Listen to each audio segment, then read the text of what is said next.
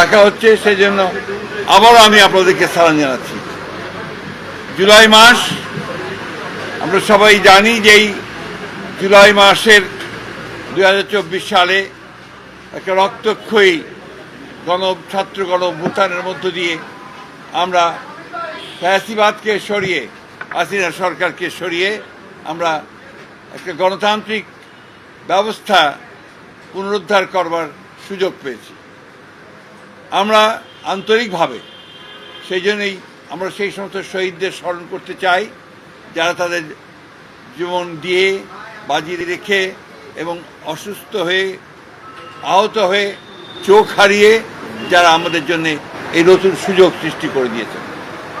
আজকে মাননীয় প্রধানমন্ত্রী এই আন্দোলনে বাংলাদেশ জাতীয়তাবাদী দলের সঙ্গে যারা ছিলেন, যারা একসাথে যুগপৎ আন্দোলন করেছেন দীর্ঘ 15-16 বছর, তাদের নেতৃবৃন্দকে তিনি আহ্বান জানিয়েছিলেন আজকে কথা বলার জন্যে, তাদের সঙ্গে একসাথে একটু সামান্য কিছু ডাল ভাত খাওয়ার জন্য।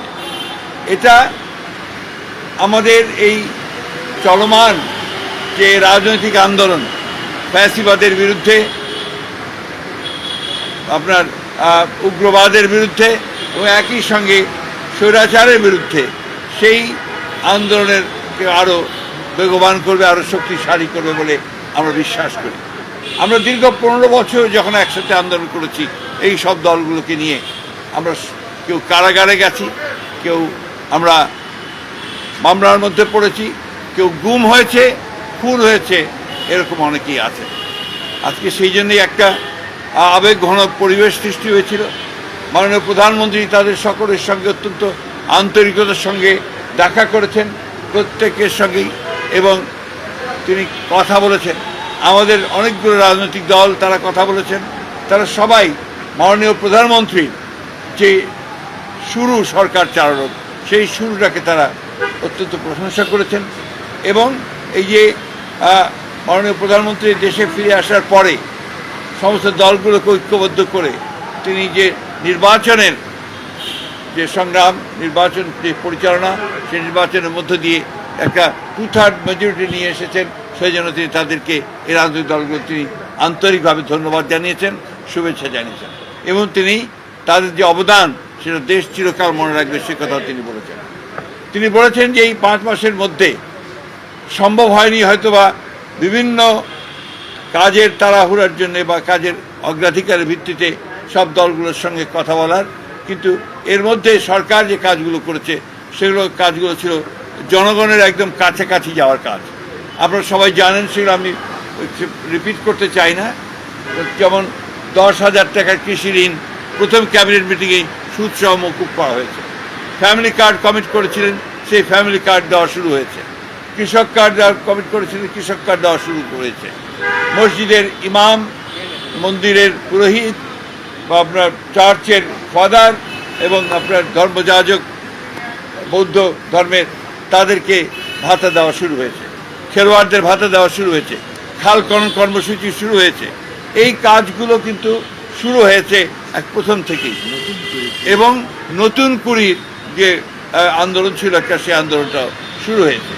সবচেয়ে বড় কথা হচ্ছে যে সরকারকে গুছিয়ে একটা জনগণের কাছে নিয়ে যাওয়ার কাজটা তিনি শুরু করেছেন।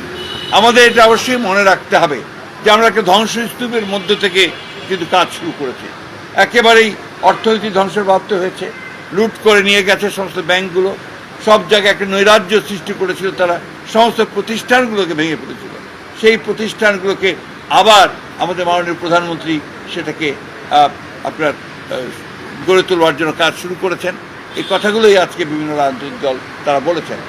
আজকে তিনি বলেছেন যে তিনি এর পরে প্রায়শই, অর্থাৎ যতটা দ্রুত সম্ভব হবে, বিভিন্ন রাজনৈতিক দলগুলোর সঙ্গে তিনি বসবেন, রাজনৈতিক দলগুলো আবারও কাজ করবে একসাথে, এবং তাদের যে মত বিনিময়, সেই মত বিনিময়গুলো হবে। সবচেয়ে বড় জিনিস যেটা তিনি বলেছেন যে 31 দফা কর্মসূচি যেটা আমরা একসাথে দিয়েছিলাম, সেই 31 দফা কর্মসূচি বাস্তবায়িত হবে। এবং তিনি এটাও বলেছেন, আবারও জোর দিয়েই বলেছেন যে জুলাই সনদ যেটা আমরা সমস্ত রাজনৈতিক দলগুলো স্বাক্ষর করেছি, সেই জুলাই সনদ যারা, আমি আবার রিপিট করছি, যেগুলো স্বাক্ষর করেছি সেটার অক্ষরে অক্ষরে পালন করা হবে। আমি আপনারা আজকে অনেকক্ষণ ধরে এখানে অপেক্ষা করে আছেন, সেই জন্য আপনাদেরকে আন্তরিক ধন্যবাদ এবং কৃতজ্ঞতা জানাচ্ছি। আজকে এই সরকার গঠন করার পরে 5 মাস পরে এইটা একটা বড় একটা ঘটনা, রাজনৈতিক ঘটনা, যে আমাদের প্রধানমন্ত্রী অন্যান্য যুগপৎ যারা আন্দোলন করেছিলেন তাদের সকলের সঙ্গে একসাথে বসে তারা এখন বসেছেন, কথা বলছেন এবং ভবিষ্যতের কর্মসূচি নিয়েও তারা সেখানে আলোচনা করছেন। আপনাদের সকলকে অনেক অনেক ধন্যবাদ।